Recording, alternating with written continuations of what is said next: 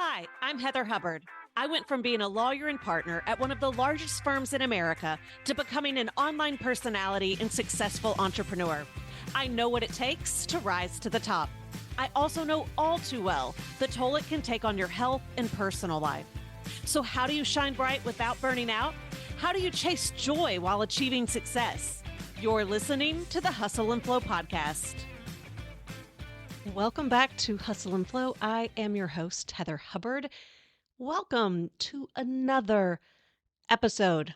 I'm really excited about today. We are doing episode 181. And the reason that I am excited is because I'm taking you behind the scenes to share with you a little bit about my stand-up comedy journey, which I find to be hilarious because it was not only not on my 2023 or 2024 bingo card, like it was not on my life bingo card, like nowhere. I never had a moment growing up. I never had a moment as an adult where I was like, I think I want to do stand up comedy. It kind of came out of nowhere. And now I'm doing shows.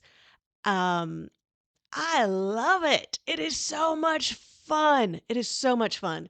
So, I thought I would come on here and do an episode on that. So, whether you're, watching because you're in comedy and you're just curious what I have to say, or if you're not in comedy, but you've kind of always, wanted to scratch that itch, or if you're like, that is my worst nightmare, standing on stage speaking and telling jokes, you're still going to get so much out of this episode because one of the things that I'm going to share relates to how I have found comedy to be so similar to everything else I have ever done.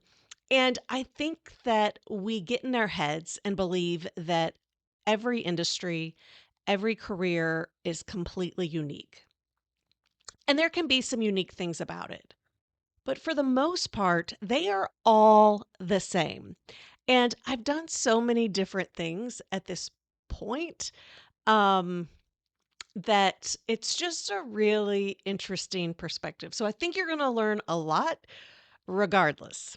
Okay, so let's start with how I ended up doing stand up comedy. Like, where the hell did this even come from? Because when I was in the third grade, I decided that I wanted to be a lawyer because I wanted to be the president of the United States. By the way, I just said lawyer. Corey Carew, Corey, I'm naming you. Um, at our retreat at Miraval recently, she was giving me a hard time for the way that I say that. And look, I am from the South, and that's how we pronounce it, okay? It's lawyer. All right. So I knew that I wanted to be a lawyer, and uh, that was kind of always the path. Now, I also thought that perhaps I wanted to be some kind of famous singer, performer, maybe an actress, that kind of thing, but never comedian. And so I didn't really pursue that path. I mean, I did drama, I did, theater and music and dance, all of that. But I mean, I guess there wasn't really a comedy club in high school, but like that just wasn't the thing. Now, my I have a lot of uncles and cousins, men, who are hilarious. And they were kind of the comedians in the family. Like no one ever said that I was a comedian because there are just people with far more talent in my family who are.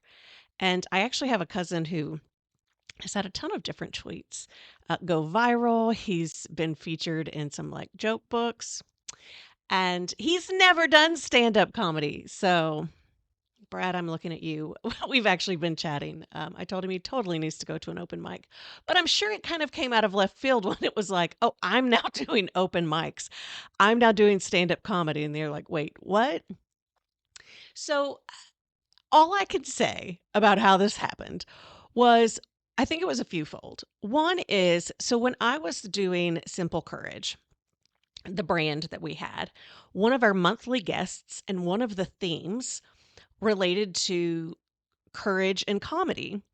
And Kathy Clode's guest did fabulous podcast interviews. She came on and did a fabulous workshop where we did some improv type exercises and then also some joke structure exercises. And it was a lot of fun, but it never occurred to me, oh, I think I'll go give that a try. No. She also does a lot of stand up in California. And so I knew her, and like I said, I mean, it was one of our workshops. Um, I also have had some clients over the years who have said that they would love to do stand-up comedy. And when they said that, it's not like I was like, "Oh yeah, me too." I was like, "Oh, that's cool. That's interesting. You should go do it." And they were always like, "Open mics are so late at night though. I can't stay up that late." I'm like, "Okay." Cuz like they had actually looked into it and I knew nothing about it, so I had no ideas. But here's what I really think it was. I think that those were probably some seeds that were planted along the way. But my husband, he watches stand up comedy every single night. Every single night. And he has for years. Like as we're going to bed, I get in bed and just go to sleep. But he's always got stand up comedy specials on. And it's normally Jim Gaffigan. And I really want to meet Jim Gaffigan one day so that I can tell him he puts my husband to sleep every single night while he's watching his stand up comedy. I'm like, that is such, it seems like an insult, but apparently my husband really likes him. But anyway, I mean, I think maybe it was like osmosis, right? This is what I heard going to sleep every night for years. And when I was exploring, trying to do things that were more creative, if you recall in a earlier episode, I talked about how to get your mojo back. I think I talked about it then, where I was saying I just needed things that were fun to me again. And I really hadn't done anything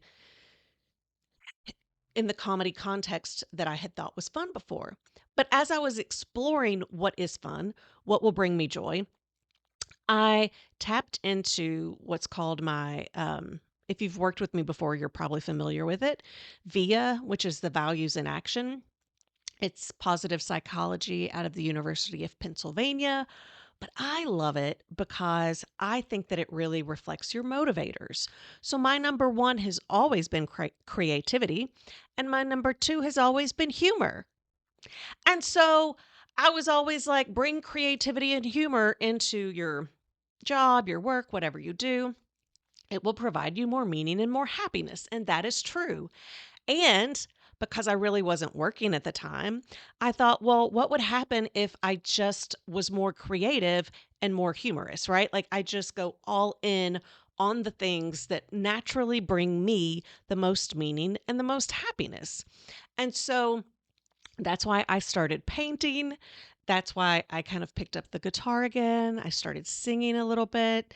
I took an acting class. Like I was just playing around with the creative, humorous concepts. And because humor was number two, I immediately thought of stand up comedy.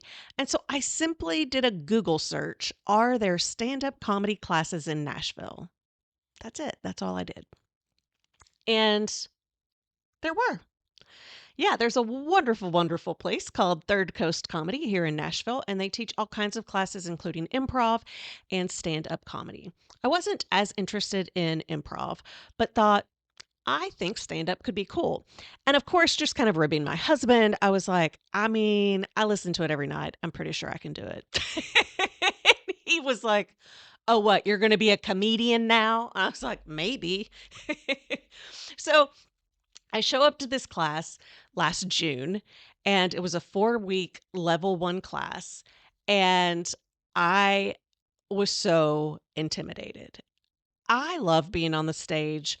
I'm a keynote speaker. I lead workshops. Like that's, I've my law background, like I've been in court in front of juries. And so that's not what intimidates me. What intimidated me was like I don't know how to tell a joke.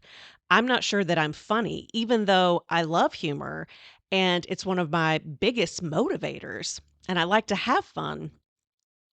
I was like I don't know if I know how to tell a joke. And I think for me, the story I made up was that most of the people in this class, like they actually are funny, that they tell jokes already. And some of them had actually been going to open mics. I didn't even know really what an open mic was. I mean, I knew the concept, but I was like, I don't even know where those happen around town, you know? So I just felt like a fish out of water. And I really thought they were going to give us like a formula or tell us how to do it more. And they didn't. They were just like, bring some material on the next day. And like they gave some direction, but because I'm not really in that comedy world, I'm not sure I fully understood the direction. So I came with something and it was terrible. I mean, it was absolutely horrible. The teacher wouldn't say that, but there weren't a lot of jokes in it. It was more of a story and it really needed to be punched up.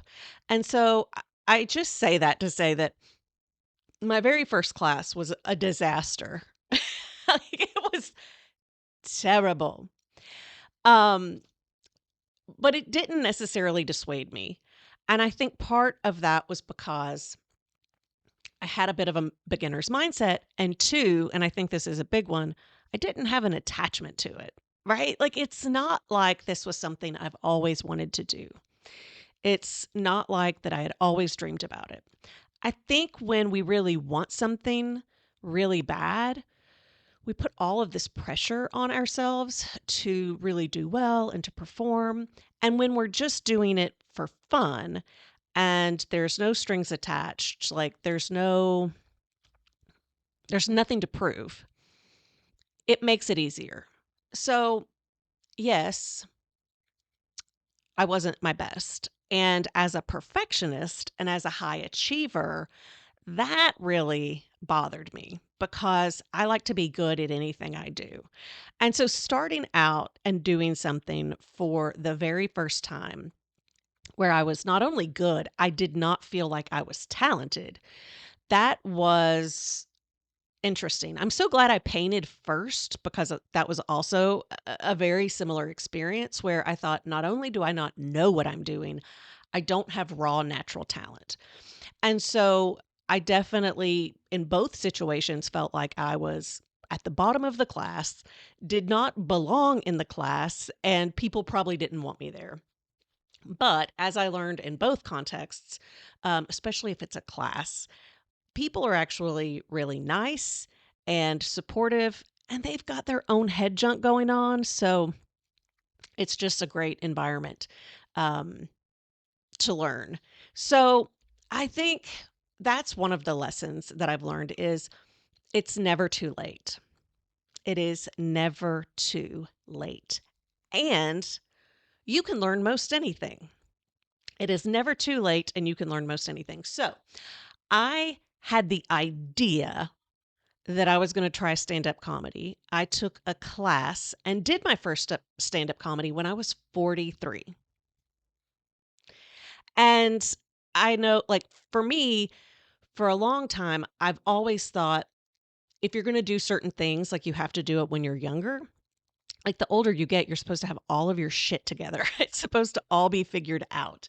So you don't start new things, and I really think that holds us back, and I think it keeps us from doing so many things that might bring us a lot of joy. I mean, stand-up comedy brings me so much joy. I never in a million years would have thought or known that this could bring so much joy to my life. And I'm so glad that I was willing to put myself out there and to go to the class and to learn and to be a beginner and to deal with all of the head junk about being too old. Because there were a lot of young people in those classes and there were a lot of people my age. So I think a lot of people do decide later in life that they want to give something a try. Um, but the other part on really having that beginner mindset and knowing that you can learn anything is this. I never was told I had that comedic talent. I never believed I had that comedic talent. And yet, I do make audiences laugh. And I think some of it, well, I was going to say some of it is natural, but honestly, it wasn't natural until I took enough classes and really started trying to hone my craft. And it is a craft. I feel like so many times with like singing and dancing and music, um, any kind of like sport, I mean, everything really. We we equate these things with natural born talent. And obviously some people do have a ton of talent. But so much of it is just being willing to learn and practice and practice and practice so much that you start to get good at it. I had another friend who told me during COVID, she started taking drawing classes, and she's also a lawyer. And so, you know, everyone I think always, they told us we were smart and we needed to do smart things. And so no one really cultivated that artistic piece within us. And so we simply thought we didn't have it within us. When some people write like they can truly do it by ear, they can just truly draw like without needing a class. But that does not mean that you don't have talent and you can't learn it, because she totally knows how to draw. Like she took classes and she's really great at it now. And she was like, how wonderful to know that this is a skill that I could actually work on and develop. So if there's anything where you say, oh, well, I'm not good at that, I'm not talented at that, if you're interested in doing it, just know it is likely a skill that you can develop. And you may not ever be the best of the best, but if you're having fun and if you enjoy it, why not do it? Um, it really, getting to do new things. I find that so many people tell me that they're starting to kind of get bored in their careers. And if you're like me, you can totally switch careers and do different things at any time. But if you're less of a risk taker, you don't actually have to go change your job. You could just go do new things in your spare time, like learning to draw, stand up comedy, learning a new sport, all kinds of things that will really allow you to learn again. Because I know I got a lot of learners on that watch this, and it can be so much fun to be in that learning space. Okay, I talked about how I got into comedy. It is never too late. You do have to have a beginner's mindset. So you got to set your ego aside. You're going to feel like you're not good enough. You're going to feel inadequate, and you got to just show up anyway. Like, just be aware of the emotions, um, process the emotions, but don't let them rule you. Okay. Number 4, one of the things that I learned was that there was this feeling that I did not belong. And I still feel that way. Um, and part of that is because, I was not the class clown. Um, I wasn't the one telling the jokes. I don't feel like I have experience. I feel like some people are just really naturally funny, like they're always making you laugh, they're always cracking jokes. Like that's not me. And so I kind of already felt like I didn't belong in that sense.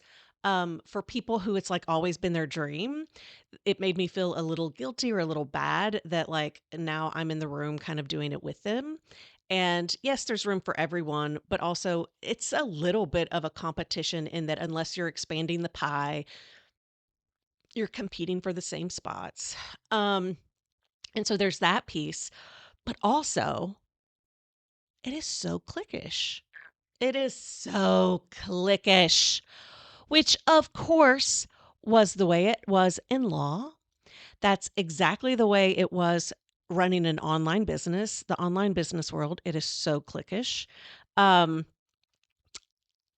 being a speaker, leading workshops. I mean, there have always been all of these cliques, and I think that it's just human nature. I mean, in many ways, it feels like high school. And I don't think that that ever goes away, regardless of the industry you're in or your workplace. There simply are cliques. There are the cool kids, there are the rebels, right? Like there's all these different cliques. And so you're trying to figure out which one do you belong in. And what I always tried to do in high school and otherwise was be friendly with everyone, right? Like I wanted to be accepted by each and every clique, but didn't really want to be in a particular clique because I hate cliques. There's generally a lot of drama within the clique. And so, but by trying to like be friendly with everyone, you also kind of in some ways feel excluded. So it's like an intentional choice to not necessarily be part of a clique. Um, but that can also make you feel like you don't belong, which is so interesting because it's like I am 44 years old. So why do I feel like a 4-year-old or a 14-year-old in that I want people to like me and accept me? Um, it's interesting. I feel like everything is such a learning opportunity, which is just, in many ways annoying. But here we are. Here we are. Um and speaking of kind of like the clicks, it also goes to the fifth lesson I wanted to share, which is there are politics, there are power plays, there is gamesmanship, there's the good old boys club. All of that exists. All of that exists.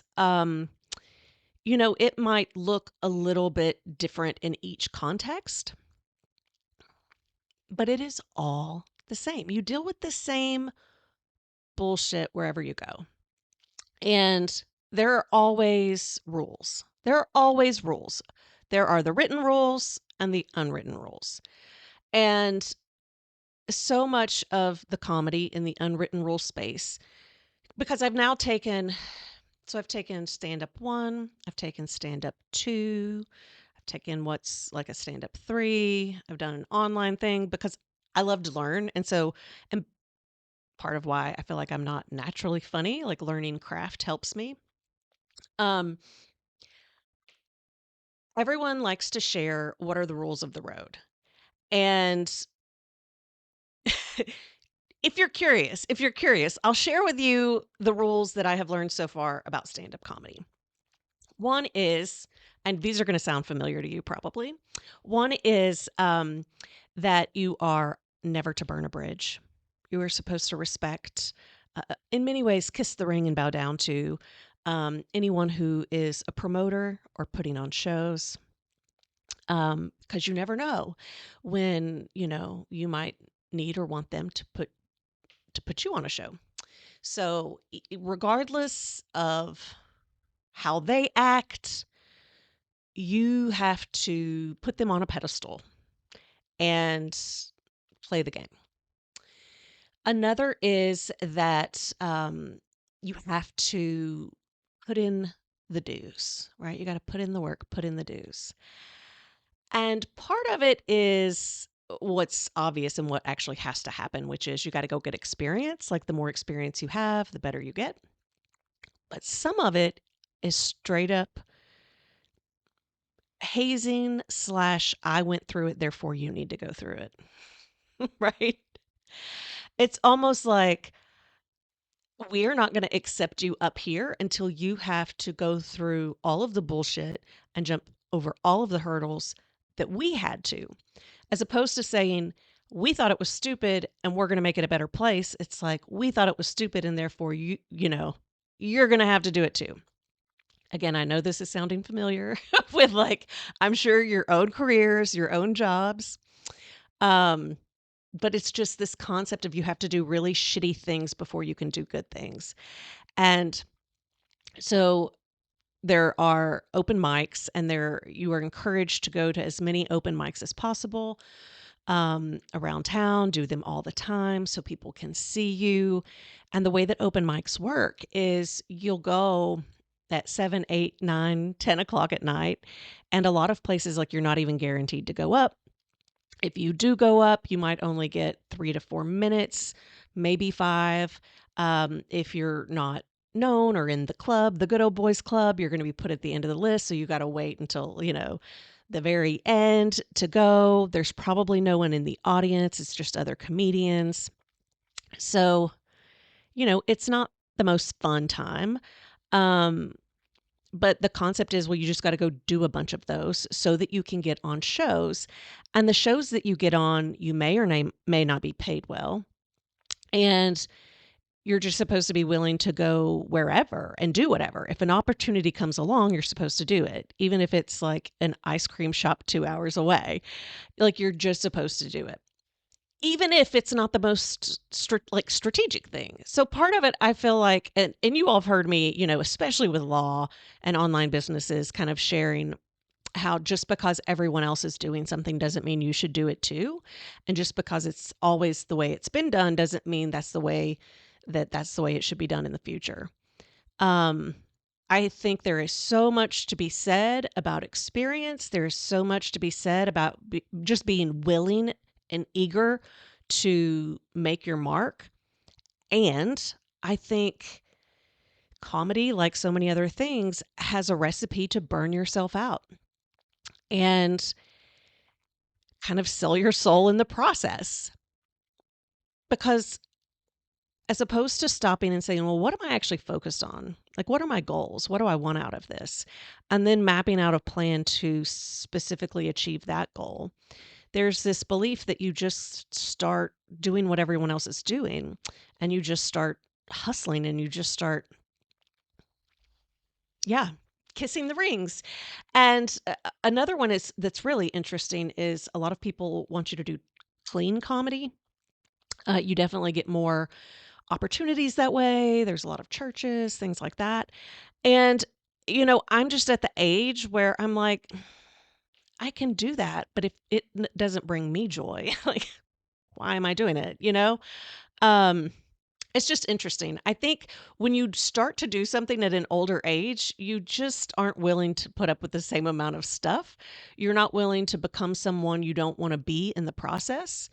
And a lot of what they share is, you've got to wait until you're really big before you can become who you want to be, which is, of course, exactly what they tell you in law as well. Like, you got to wait until you're a partner before you can like start creating your own rules. So you just need to put up with a bunch of shit until you get to where you want to go, if you ever get there.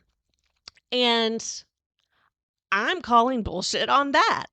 I do agree that it's naive and foolish to think that you can just go do something on your own, screw the industry, screw the contacts, and you're just like, watch me. I mean, it's probably not going to happen, but I do think there's probably a lot of different ways to go about it. And you can be really strategic in your way and create your own path, the one that really is aligned with what you want. I know when I went to law school, I didn't even really know a lot about what lawyers did. I only knew what I saw on TV. I definitely didn't know about corporate transactional stuff.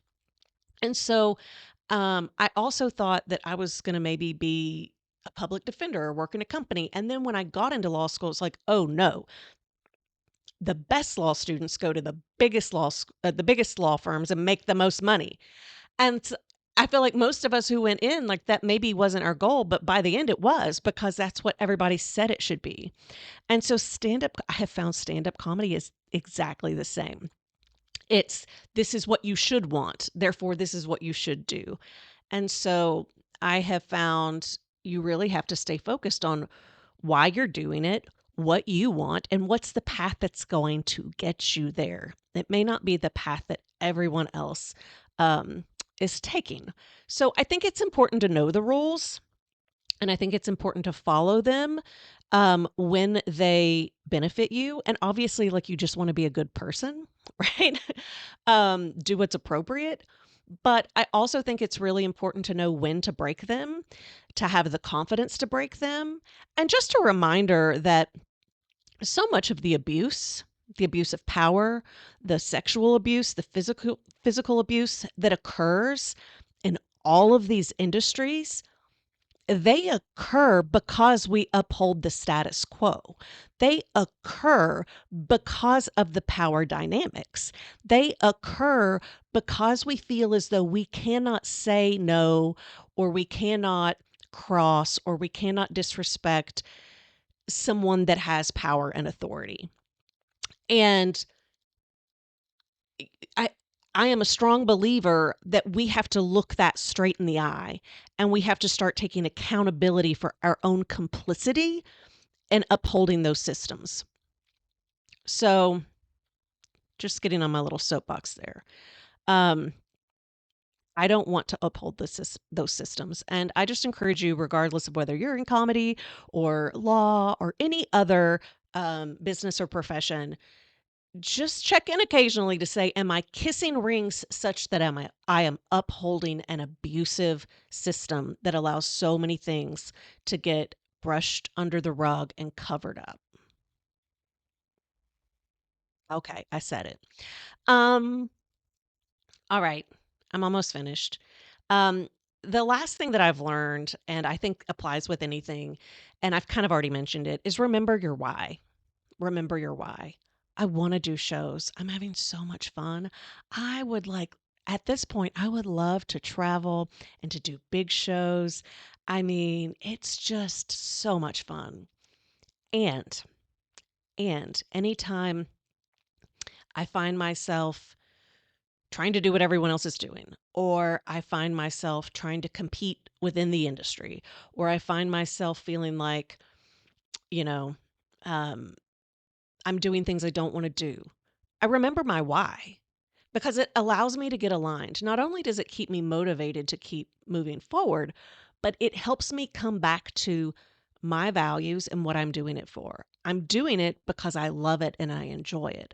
So if I am doing something that I don't love, if I'm doing something that I don't enjoy, then I'm probably not going to do it. There may be times when I do, but it has to be super clear to me why, like why I'm doing it. And I, I think a lot of us lose sight of our why, and we don't stay aligned with that. And that's how we veer off course. That's how we get burnout.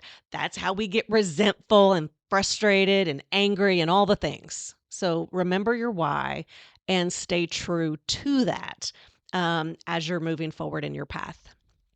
And then last is come see me. Come see me. Um, so on YouTube and Instagram, I'm playing around with putting a little bit more comedy on there. Um, so you can do that. But if you're in Nashville, like come see me. This is coming out, I think, March 4th. I have a show March 11th.